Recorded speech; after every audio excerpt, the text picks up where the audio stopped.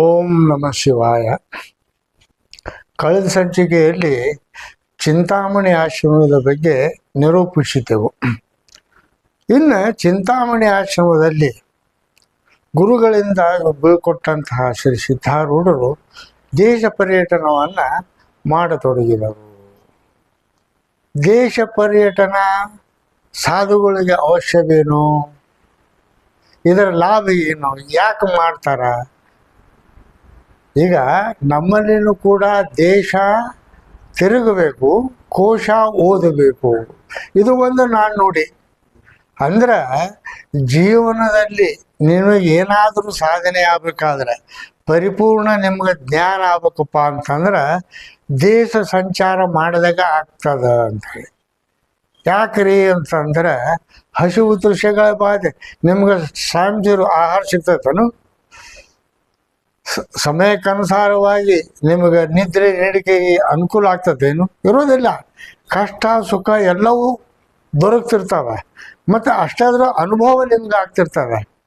ಅದಕ್ಕೆ ಗುರುಗಳ ಅಪ್ಪಣೆಯಂತೆ ಇವರು ದೇಶ ಸಂಚಾರ ಹೊಂಟಂತಹ ಸಿದ್ಧಾರೂಢರು ಅವರು ವೇಷಭೂಷಣಗಳು ಹೆಂಗಿದ್ದು ಇದನ್ನು ನಾವು ವಿಚಾರ ಮಾಡಬೇಕು. ಇವತ್ತು ನಾವು ಯಾತ್ರೆ ಮಾಡ್ತೀವಿ, ಕಾಶಿ ಯಾತ್ರೆಗೆ ಹೋಗೋಣಪ್ಪ ಅಂತಂದ್ರೆ ಒಂದು 25-30 ಸಾವಿರ ರೂಪಾಯಿ ನಾವು ಬುಕ್ ಮಾಡ್ತೇವೆ.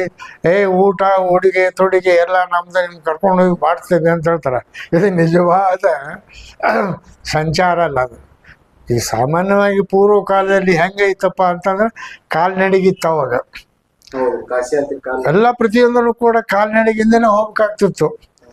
ಹೀಗಾಗಿ ವರ್ಷ 6 ತಿಂಗಳ ಹೋದವ್ರು ಕೆಲವರು ಬರ್ತಿರ್ಲಿಲ್ಲ. ಅದು ಆಗಿನ ನಿಯಮ. ಹಿಂಗೆ ಸಿದ್ಧಾರೂಢರು ದೇಶ ಸಂಚಾರ ಮಾಡಬೇಕಾದ್ರೆ ವಯಸ್ಸು ಎಷ್ಟಿತ್ತು ಅವಾಗ? 25-26 ವಯಸ್ಸಿನವರು. ಯಾಕಂತಂದ್ರೆ 10 ವರ್ಷ ಮನೆ ಬಿಟ್ರೆ 15 ವರ್ಷ ಶಿವಗಳ ಆಶ್ರಮದಲ್ಲಿ ಅದಾರ ಅವ್ರು. ವಿದ್ಯಾಕ್ಕೆ ಎಷ್ಟು ಬಂದ್ರು ಅವಾಗ? 25 ವರ್ಷ. ಅಂದರೆ ಜೀವನದ ಒಂದನೇ ಭಾಗ ಮುಗಿದಂಗೆ. ಮನುಷ್ಯ ಜೀವನಕ್ಕೆ 100 ವರ್ಷ ಆಯುಷ್ಯ. ಮೊದಲನೇದು ಭಾಗ ಯಾವುದು? ಬ್ರಹ್ಮಚರ್ಯ 25. ಎರಡನೇದು ಗೃಹಸ್ಥ, ವಾನಪ್ರಸ್ಥ, ಸನ್ಯಾಸಿ. ಇದು ಜೀವನ ಕ್ರಮ.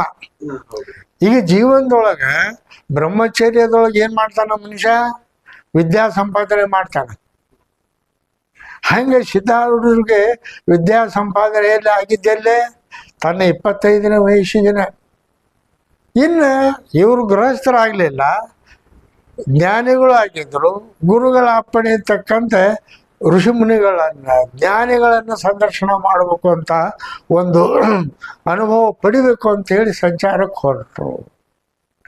ಸಂಚಾರಕ್ಕೆ ಹೊರಟಂತಹ ಸಂಬಂಧ ಹೊರಟಾಗ ಇವ್ರ ಕೈಯಾಗಿದ್ದು ಏನು ಸಾಮಾನ? ಏನಿಲ್ಲ.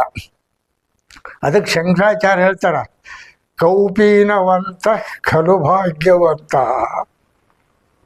ಈ ಸ್ತೋತ್ರ ಸಿದ್ಧಾರೂಢರಿಗೆ ಅನ್ವಯಿಸ್ತದ ಅಂತ ಹೇಳಿ.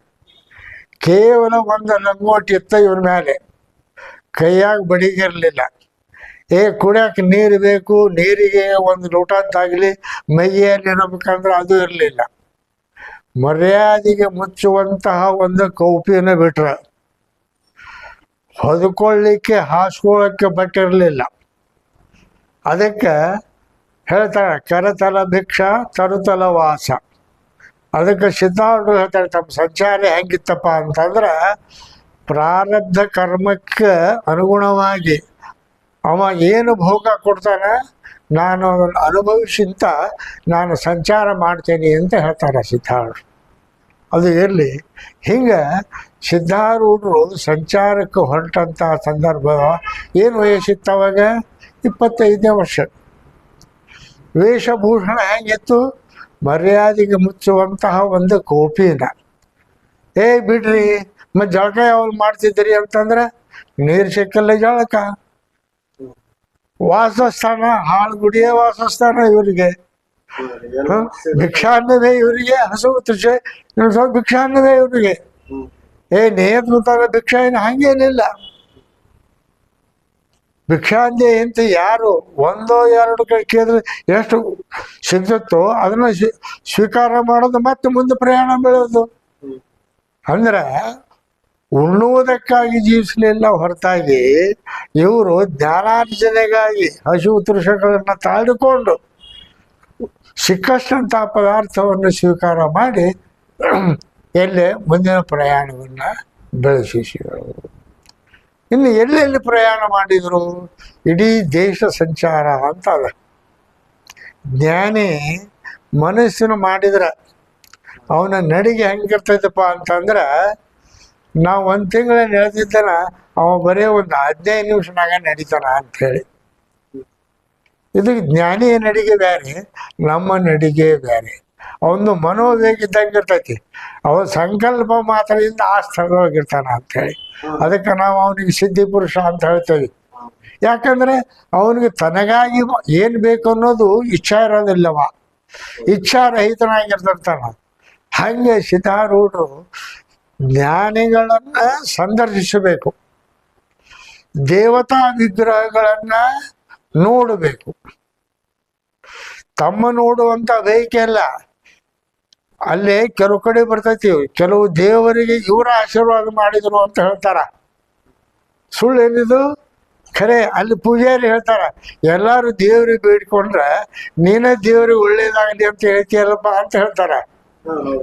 ಇದು ಜ್ಞಾನಿಗೆ ಸಮಂಜಸವಾದಿದ್ದು. ಅಲ್ಲಿ ಹೇಳ್ತಾರ ಅವರು, ಎಷ್ಟೋ ಪಾಪಿಗಳ ಇವ್ರ ದರ್ಶನ ಆದದ್ದರಿಂದ, ಅಂದ್ರೆ ಸ್ಪರ್ಶ ಆದದ್ದರಿಂದ ಪುಣ್ಯದ ಅಂಶ ಕಡಿಮೆ ಆಗಿರ್ತೈತಿ.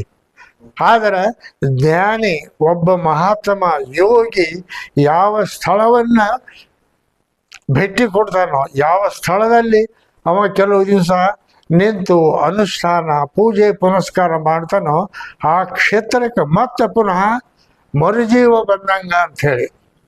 ಹಂಗೆ ಸಿದ್ಧಾರೂಢದ್ದು ಏನಾಗಿದ್ದಪ್ಪ ಅಂತ ಸಂಚಾರ, ಇದನ್ನು ನಾವು ಎಷ್ಟು ವರ್ಣನ ಮಾಡಿದರೂ ಕೂಡ ಹೇಳಲಿಕ್ಕೆ ಬರೋದಿಲ್ಲ ಅಂಥೇಳಿ. ಹಂಗೆ ಕೆಲವು ದೇವರನ್ನ ಇವರು ದರ್ಶನ ಮಾಡಿದ್ರೆ, ಕೆಲವು ದೇವರಿಗೆ ಇವರ ಆಶೀರ್ವಚನವನ್ನು ಮಾಡಿದ್ದಾರೆ. ಇದು ಜ್ಞಾನಿ ಹಿಂಗೆ ಇರ್ತಾನ ಅಂಥೇಳಿ ನಮ್ಮ ಸ್ವಬುದ್ಧಿಯನ್ನು ತುಚ್ಛೀಕರಿಸಬಾರ್ದು. ಇದು ಹಂಗೆ ಕೆಲವು ಅನ್ಬೋದು, ಎಲ್ರಿ ನೀವು ಹಿಂಗೆ ಅಂತೀರಿ ಅಂತೇಳಿ. ಜ್ಞಾನಿಗೆ ಯಾವುದು ಭೇದ ಇಲ್ಲ. ಹಿಂಗೆ ಇವರು ಮಾಡ್ತಾ ಮಾಡ್ತಾ ಏನು ಮಾಡಿದ್ರು, ಇಡೀ ಭಾರತವನ್ನ ಸಂಚಾರ ಮಾಡಿದ್ರು. ಇನ್ನು ಸಂಚಾರ ಮಾಡಿದರೆ ಯಾರಿಗೇನೇನು ಕೊಟ್ಟರು?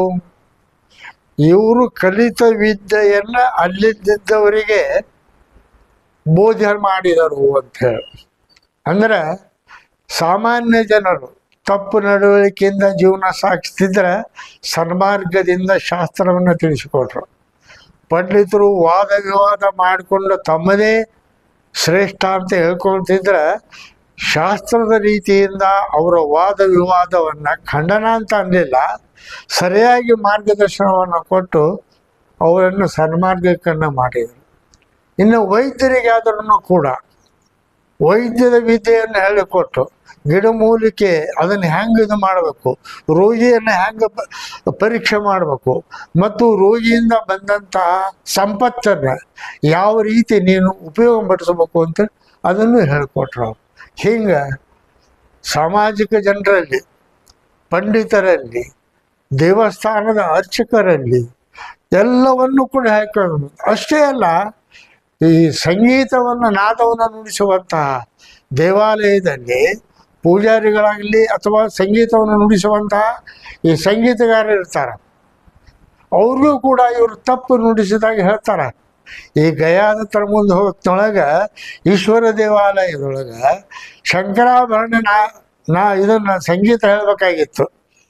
ಅವಾಗ ಸಿದ್ಧಾರೂಢರು ಹೇಳ್ತಾರೆ, ಶಂಕರನ ಪೂಜೆ ಮಾಡ್ತೀರಿ ನೀವು, ಶಂಕರಾಭರಣದಿಂದ ನಾದವನ್ನ ನಾದಸ್ವರ ಹೇಳ್ರಿ ಅಂತೇಳಿ ಹೇಳಿಕೊಡ್ತಾರೆ. ಇದರ ಅರ್ಥ ಇಷ್ಟ, ಸಿದ್ಧಾರೂಢರಿಗೆ ಎಲ್ಲ ವಿದ್ಯೆಗಳು ಕರಗತವಾಗಿದ್ದವು. ಲೌಕಿಕರೆಲ್ಲಿಗೂ ಕೂಡ ಮುಸಾಫಿರ್ ಅಂತ ಹೇಳ್ತಾರೆ ಅವರು. ಅವ್ರ ಮನೆಗೆ ಒಬ್ಬ ಕುಂತ ಹೊತ್ತಿನೊಳಗೆ, ಊಟ ದೇಶದಿಂದ ಬರೋ ಹೊತ್ತಿನೊಳಗೆ ಏನೋ ತಾಪತ್ರಯ ಆಗಿತ್ತು, ಕೂತಿದ್ರು. ಶ್ರೀಮಂತನ ಮನೆ ಮುಂದೆ ಕುಂತಾಗ ಇದು ಮುಸಾಫಿರ ಮನೆ ಅಂತ ವೇಟಿಗೆ ಅಲ್ಲಿ ಶ್ರೀಮಂತ ಬಂದು ಕೇಳ್ತಾನೆ, ಹಿಂಗ್ಯಾಕೆ ಅಂತೀರಿ ಅಂತೇಳಿ. ಅಲ್ಲಿ ಉದಾಹರಣೆ ಕೊಡ್ತಾರೆ, ಈ ಮನ್ಯಾಗ ಯಾರಿದ್ರಿ?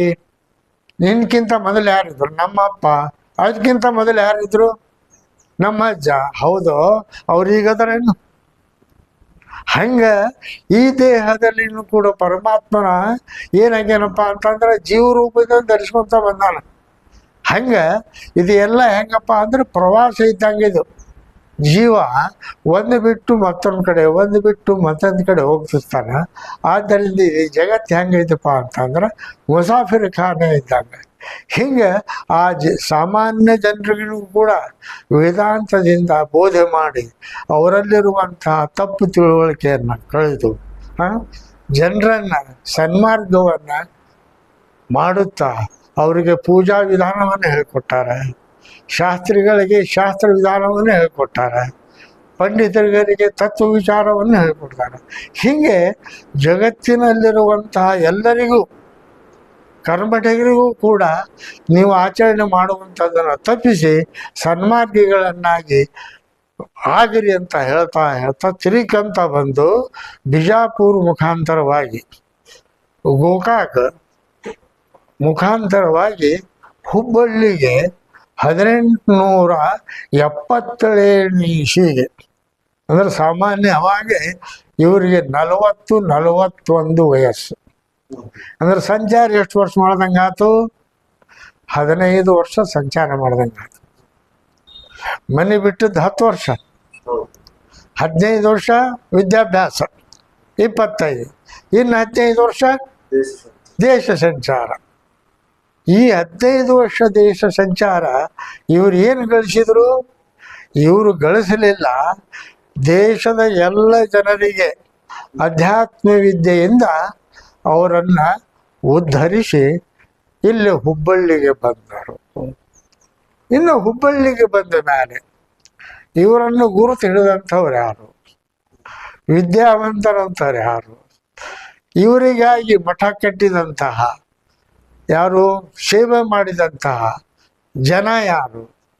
ಮತ್ತು ಇವರಿಂದ ವೇದಾಂತೋಪದೇಶವನ್ನು ಪಡೆದಂತಹ ಸಾಧು ಸತ್ಪುರುಷರು ಯಾರ್ಯಾರು, ಏನೇನು, ಈ ಮಠದ ಬೆಳವಣಿಗೆ ಏನಾಯಿತು ಅನ್ನೋದನ್ನು ಈ ಮುಂದಿನ ಭಾಗದಿಂದ ನಾವು ಅವನ್ನ ಅವಲೋಕನ ಮಾಡೋಣ. ಓಂ ತತ್ಸತ್.